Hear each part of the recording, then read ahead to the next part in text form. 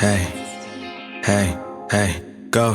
Foreign drugs, I'm in love with exotic highs. I miss all my fucking brothers, I know that they in the skies. I can't love none of you bitches and I never told no lies. I'ma keep this shit from To tell you the literal worst kidnapping stories I could find on the internet. Starting off with the horrifying story of 14-year-old Elizabeth Smart, who spent 9 months kidnapped and chained up by a religious lunatic. Damn. The story begins on the night of June 5th, 2002. Elizabeth Hey, my nigga, was that's around the sound time asleep I in her was bed born. in the quiet. I mean, it wasn't 2002, but 2003. But that's crazy.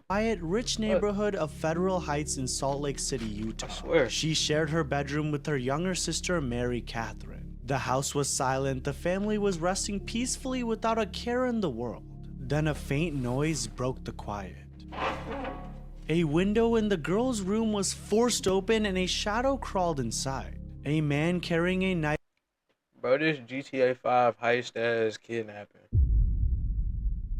What the fuck, bro? That mean you been watching this bitch. You was plotting on her, gang. Like, that's crazy. Like, I don't know about that. That's kind of crazy, gang. I'm gonna let you slide, but let me see. Let me hear a little bit more. Let me hear a little Knife bit more. moved across the room. Mary Catherine's eyes fluttering open. She froze, pretending to be asleep. The man approached Elizabeth's bed. A soft voice told her, "Don't make a sound. Come with me or I'll hurt your family." Elizabeth, who was terrified, did as she was told. She slipped on her shoes and followed the man out of the house. Mary Catherine stayed frozen under her blankets this whole time. She heard everything. Now she listened helplessly as the strange man took her sister away. 2 hours passed before she found the courage to move.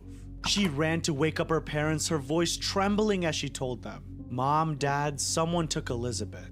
Her father, Ed Smart, rubbed his eyes trying to process what he just heard. He told Mary, Who the fuck wakes up with a suit on? Not even just that. A suit and a tie. I understand, Boxy. I'm gonna let you slide. I fuck with the videos. But, like, come on, gang. He waking up with a suit and a tie, bro. Come on, that's crazy. Mary Catherine that she must have just had a bad dream. But Mary Catherine insisted she was telling the truth. She begged them to come with her. So Ed and his wife Lois went to check the girls' room. And that's when they saw it. The window screen had been cut open.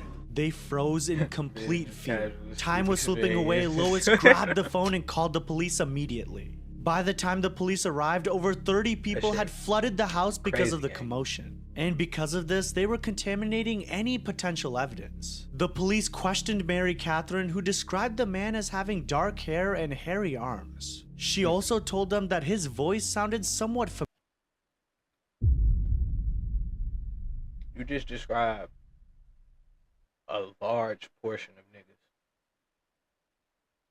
Did they find him? I gotta find out, bro. Let me stop. Though she couldn't place where she had heard it before. 3 hours after Elizabeth's abduction, the authorities activated the Rachel Alert System, named after another Utah girl who had been kidnapped and killed. The news broadcasted Elizabeth's disappearance to the public, urging everyone to be on the lookout. Meanwhile, the parents were going crazy trying to backtrack for any clues. Who could have it been? Ed and Lois racked their brains for answers. They tried to make a list of even the most far-fetched suspects. Their home had been on the market recently, so could the kidnapper have been someone who toured the house? The police investigated every lead, going through the list of potential visitors. They also searched the family's computer, looking for signs that Elizabeth might have been in contact with someone online. But unfortunately, leads would come up empty. Wait, how old is she? Did I tweet? Was I not paying attention? Damn. I think she was 13.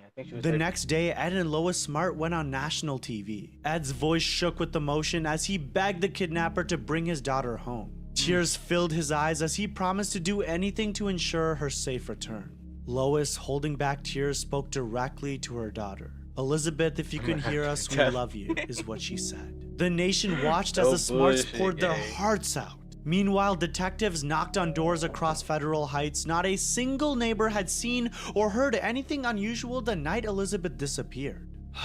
Ladies and box heads, they were running out of options. And so the mayor of Salt Lake City, Rocky Anderson, announced that the city would pay a $10,000 reward for any information leaked.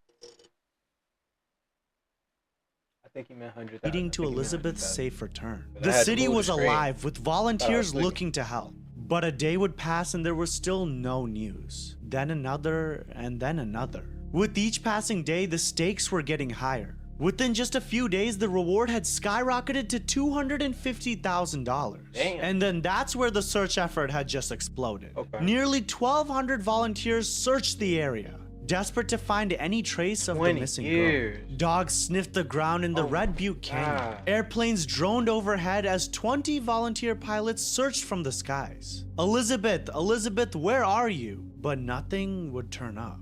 Then one day, a Federal Heights milkman called the police. He had a tip. Okay, so he claimed to have seen an older gray car driving slowly through the neighborhood before the abduction. He said the car looked suspicious, so he quickly reached. My nigga, you could have saved her. He could have saved her. He said, hold on. Let me go back. Before I've seen an older gray car driving slowly through the neighborhood. That's crazy. Before as fuck, the bro. abduction. He said the car That's looked suspicious, so he crazy as fuck, bro. You waited 20 fuck. Maybe they still quickly find her. reached Maybe for a they still notepad find and her. wrote down the license plate number. The police obviously got excited. They finally had something to work with. And so they quickly entered the number into their system and prepared to locate the perp. And guys, there was only one problem. This license plate number didn't exist. It was a dead end. Meanwhile, the stress of the search began to take a toll on the family. Ed Smart was out on his feet all day looking for his daughter, only coming home for short breaks and naps. Eventually, after a few days of getting absolutely no rest, he finally fainted from exhaustion. And so, Damn. ladies and box heads, he was rushed to the hospital. But he refused to stay put. The doctors had a hard time keeping him in bed for more than a few hours, after which he was finally back on his feet, running out to look for Elizabeth. While the Shit. Smarts continued their efforts holding That's candlelight crazy, bro. That's vigils, heavy. praying for their daughter's safe return, the police turned their attention to potential suspects. Suspect 1. Brett Michael Edmond. Witnesses reported Does that seeing look like Brett he in had Federal kidnapped Heights somebody? around the time of the abduction. The detectives set out to locate him, but the man was nowhere to be found. After several false sightings and tracking him across multiple states, the police finally found him in West Virginia. But it wasn't all good news. They found him hospitalized for an overdose and liver failure. Brett Damn. laid in critical condition.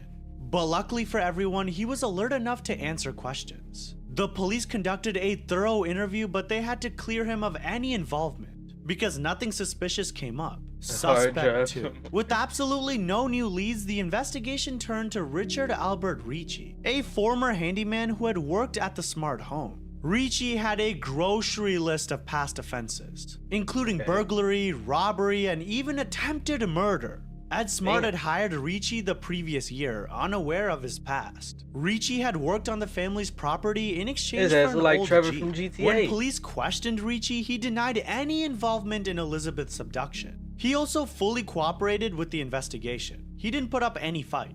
Like you would expect, Richard Ricci was under intense scrutiny. The police had conducted an exhaustive search of his home. They ransacked his house and even dug up his yard.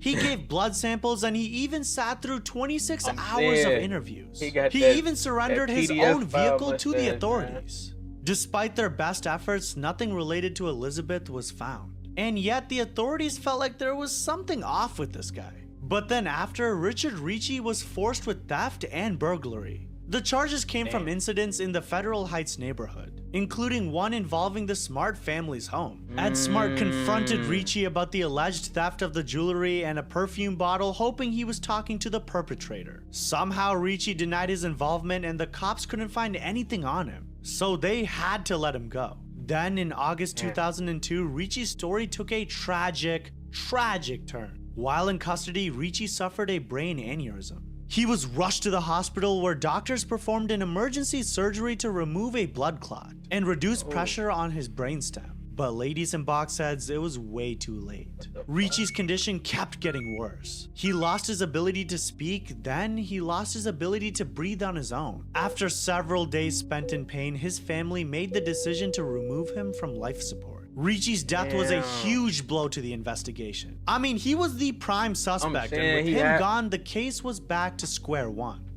Ain't no way some shit like that just happened the next day. Or, nah, he said like a year later or some shit. I don't know, bro. That's crazy. Man. As if these dead ends weren't frustrating enough, out came the opportunists looking to make some fast cash from the ongoing investigation. In November 2002, a dumbass from South Carolina named Walter Kenneth Holloway contacted the Smarts and the police claiming that he'd kidnapped Elizabeth. And the dumbass demanded $3 million for her safe return and threatened to hurt her if the money wasn't delivered. The police traced Holloway's location and immediately arrested him. The man clearly had no idea what he was doing. I mean, is he crazy? It didn't take long to figure out that Holloway was lying. I mean, he had no connection to Elizabeth whatsoever. And at this point, the investigation had begun to grow cold. Like, this nigga Desperate just for answers, time, detectives began turning to unconventional methods. And we know where seriously, it was time to trust the psychics. One psychic claimed Elizabeth's body was buried in a crypt in the foothills above Salt Lake City. Police followed the tips, searching the crypt and the surrounding areas. The only thing they could find was frustration, obviously. Other psychics insisted that she'd been killed within hours of her abduction and there was no way of finding her now. Like you would expect, this was going nowhere. The Smart family's hope was fading when a report came in, a potential breakthrough. A witness in Nebraska claimed to have seen a crying girl at a gas station. The description he gave fit Elizabeth almost perfectly. A girl between 12 and 14 years old sitting in a minivan and seemingly being held against her will. But after a thorough investigation, police found out that the sighting was unrelated. Once again, a lead that had turned into nothing. Then there was news of a crime in Salt Lake City. An 11-year-old girl was abducted from her bedroom, beaten, and sexually. They up like $250,000 for when doctors examined her, they discovered that every single bone in the middle of her face had been broken. Police arrested a suspect, Javier Sickler, a close friend of the victim's father. Javier claimed to have blacked out during the attack. But the question still lies, could this man have also taken Elizabeth? The police got to work, but just days later, they'd concluded that Javier had no connection to her abduction. I'd be on taking Guys, shit, it had been 4 months since Elizabeth had disappeared. I will find you. The parents began to question if she was even going to come back anymore. The house had basically turned into a wake. But then, this is where something amazing happened. There was finally a real breakthrough, and I'm so excited to end this story off with something positive. And it came from the most unexpected source, Elizabeth's little sister, Mary Catherine. In October 2002, as Mary Catherine was going around doing her daily chores, it finally struck her. Remember how she had a feeling that she knew the kidnapper's voice? Well, in that exact moment, she realized who it was. It was Emmanuel. Emmanuel was an unemployed man her dad had hired to help with the roof repairs and with raking leaves. He had worked for the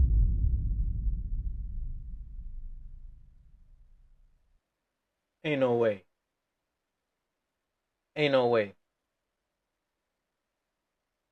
Ain't no fucking way. This nigga was underneath y'all noses the whole damn time. The family for just one single day. She had her parents call the police immediately. But like you would expect, I think there was a little bit of hesitation. This was a child's claim after all. I mean, Emmanuel had only worked at the house for a short period of time. Could Mary Catherine's memory be accurate after so many months? Maybe she was imagining things because she really wanted her sister back. But there were no other solid leads coming in, so the police decided, why not? I mean, let's give this a shot. A sketch artist created a drawing based on Mary Catherine's description of Emmanuel. The sketch was released to the public in February 2003. Emmanuel instantly became a wanted man. Within days, someone recognized the man in the drawing. His real name was not Emmanuel. It was Brian David Mitchell. And that's the man the police were now looking for. On March 12, 2003, two couples in Sandy, Utah spotted Mitchell walking with a woman and a young girl. The girl was wearing a headscarf and sunglasses, but the couples felt certain it was Elizabeth. They called the police. Officers arrived quickly, but they questioned the trio. The little girl even gave a false name, Esther. But something felt unnatural in the way that she was behaving, and so they continued to ask her questions. The police had a suspicion she was lying. Clearly, she was scared of Mitchell and the woman with him. As the questions continued, the officers promised her that she was in safe hands. And finally, she admitted the truth. They had found Elizabeth Smart after 9 months in captivity. Oh, 9 months. Elizabeth, the brave little girl, was finally ready to tell her story of the 9 months spent in captivity. From, well, the very beginning. This is crazy. The night she was abducted, Mitchell had led her to a hidden camp in the mountains outside Salt Lake City. There, she met his wife, Wanda Barzy. At first, Barzy acted like a mom. She offered emotional support. His wife, Wanda. But she looked evil, like she cast spells, my nigga. I would have been looked at her. I would have been on that. That's crazy. Barzy. At first, Barzy acted like a mom. She offered emotional support and warmth. But as the days turned into weeks, like she a whole became less fucking kind. villain. Mitchell and Barzy were followers of some strange kind of religion, and they threatened to hit Elizabeth if she didn't follow their religious rituals. Mitchell declared himself a Davidic. What did we just say? Rituals. Rituals, gang. And Barzy were followers of some strange kind of religion, and they threatened to hit Elizabeth if she didn't follow their religious rituals. Mitchell declared himself a Davidic king, claiming he was commanded by God to abduct virgin brides. He said that Elizabeth was going to be the first of his many partners in his fight against the Antichrist, and so she was forced to marry Mitchell in a sham ceremony. That's when the worst of it began. Mitchell stripped her of any sense of identity by telling her that her name was now Esther. He then went on to repeatedly assault her, saying that it was all a part of his divine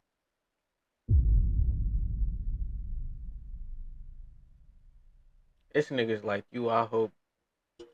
I can't even say it. TOS. mission. Elizabeth was tied to a tree with a metal TOS. cable. I can't even say Every it. day from then onwards, she was forced to drink alcohol, take drugs, and read explicit magazines. I'm saying, she was bro, also this- starved and fed scraps. And Mitchell would visit Scraps. her multiple times a day to hurt her. She thought she was gonna die. On the day she was rescued, her This is nightmare so had sad. finally ended. After their arrest, Barzy pleaded guilty to her role in the abduction and was sentenced to 15 years in prison. In 2018, she was released early, despite protests from Elizabeth herself, who claimed that she was one of the most evil women she had ever met. Mitchell was sentenced to life in prison. During his sentencing, Elizabeth faced him She should have got life too. What? one last time. She said, "You took away 9 months of my life, but you will never take away my future." Okay, ladies and box heads, I'm going to include some links to Elizabeth herself recounting the story. Seriously, she is one brave woman. And I wish I could say that this video didn't get any worse, but now let me tell you about the next story. The Chowchilla kidnapping. This is the story of how a school bus driver and 27 school children were buried alive in a failed kidnapping attempt. Yeah, it was July 15th, 1976. Ed Ray, a 55-year-old school bus driver in Chowchilla, California, started his usual afternoon route. 19 girls and 7 boys aged 5 to 14 years old. I mean, they were all excited, they were chatting, they were shouting. It was the second to last day of summer school. Ed Ray has been driving kids around Chowchilla for over 20 years. They loved him and he loved them back. Many of their parents and grandparents had even been his classmates growing up. But on this day, Ed's life and theirs would change forever. Ed was driving down a quiet, rural road under the burning hot California sun. Up ahead, something caught his eye. A white van stopped dead in the middle of the road. Ed frowned. He slowed the bus, looking for the van's driver. Was it broken down? Ed brought the bus to a stop, unaware that there was another van hidden nearby. Then the doors of the first van swung open. 3 men jumped out. Their faces were obscured by I ain't gonna lie. stretched tight like grotesque masks. He green as Before fuck. Ed could react, one man stormed onto the bus and pressed the cold barrel of a gun to Ed's temple. "Move," the man ordered, his voice cold and calm. Ed's heart was racing, but he decided to obey. Ed stepped away from the driver's seat, and one of the masked men took over. The 2 other gunmen turned to the children. The This bus went nigga silent really- except for the muffled crying of a few terrified kids. The man at the wheel steered the bus off the road into a dry canal. The once familiar landscape disappeared behind them. Inside the bus, things were getting tense. Some of the younger kids didn't fully understand what was happening. 5-year-old Monica Artery stared curiously at one of the men. The This legs nigga of the just dumb as pantyhose hell on his for head stopping. hung down like floppy rabbit ears. "Are you the Easter Bunny?" Her small I see voice some shit cutting like that, through I'm the turning the other silence. way. Even in this nightmarish moment, Ed felt his stomach twist. This poor girl had no idea what was happening, but thankfully the gunmen ignored her. They didn't cause any problems for her. Then, at the canal, the gunman ordered Ed and the children off the bus. "Out!" Ed hesitated. The man raised his gun and Ed quickly followed the orders, helping the kids off the bus one by one. The dry canal floor was burning hot under their feet. 2 white vans sat, waiting. The gunmen grouped their victims together and shoved them into the backs of the vans. Ed tried to count the kids. His mind was racing. He needed to keep track of every single one of the kids. 1, 2, 3. The van doors were slammed shut, sealing Ed and the children inside the darkness. It was dead quiet and he couldn't see a damn thing. When his eyes adjusted to the pitch darkness, he saw the seats had been removed from the van, leaving only the bare metal floor. There was no food, no water, and the drivers didn't stop for anything. For the next 11 hours, the 2 vans rumbled ahead. The kids, cramped together, were now getting nauseous from the bumpy ride. Some of the younger kids had begun to throw up, while the other kids tried to keep them calm. One of them even suggested they sing to lighten the mood. Their voices trembled as they sang. "If you're happy and you know it, clap your hands." Except they weren't happy, not even close. So they changed the words of the song. "If you're sad and you know it, clap your hands." The song faltered as some of the kids broke into tears. Ed sat in silence, helpless and overwhelmed. He had no idea how to help them when he was freaking out himself.